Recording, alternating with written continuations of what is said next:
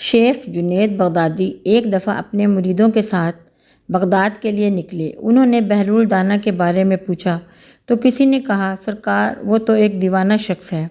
شیخ صاحب نے کہا، مجھے اسی دیوانے سے کام ہے۔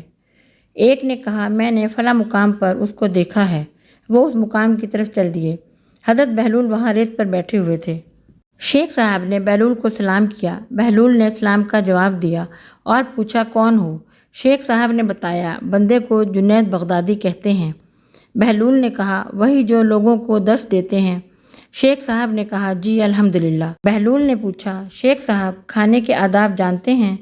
شیخ صاحب نے کہا، جی بسم اللہ کہنا، اپنے سامنے سے کھانا، لقمہ چھوٹا لینا، سیدھے ہاتھ سے کھانا، خوب چبا کر کھانا، اول و آخر ہاتھ دھونا۔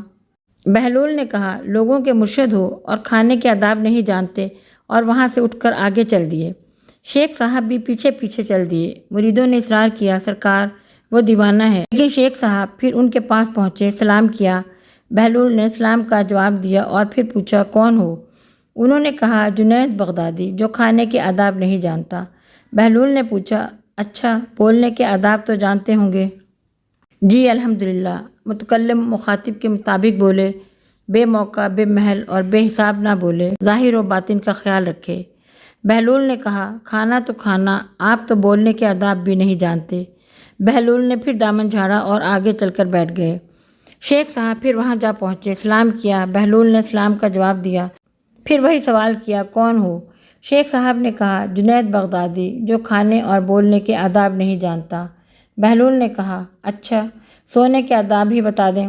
شیخ صاحب نے کہا، نماز عشاء کے بعد ذکر و تسبیح، سورہ اور وہ سارے آداب بتا دیے جو روایات میں ذکر ہوئے ہیں۔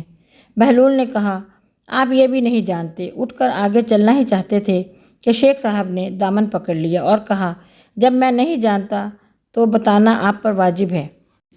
بہلول نے کہا، جو آداب آپ بتا رہے ہیں وہ فرع ہیں اور اصل کچھ اور ہیں۔ اصل یہ ہے کہ جو کھا رہے ہیں وہ حلال ہے یا حرام۔ لقمہ حرام کو جتنا بھی آداب سے کھاؤ گے وہ دل میں تاریکی ہی لائے گا، نور ہدایت نہیں۔ شیخ صاحب نے کہا، جزاک اللہ۔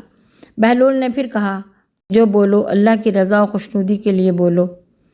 سونے میں اصل یہ ہے کہ دیکھو، دل میں کسی مومن یا مسلمان کا بغض لے کر یا حسد و کینہ لے کر تو نہیں سو رہے، دنیا کی محبت، مال کی فکر میں تو نہیں سو رہے، کسی کا حق گردن پر لے کر تو نہیں سو رہے۔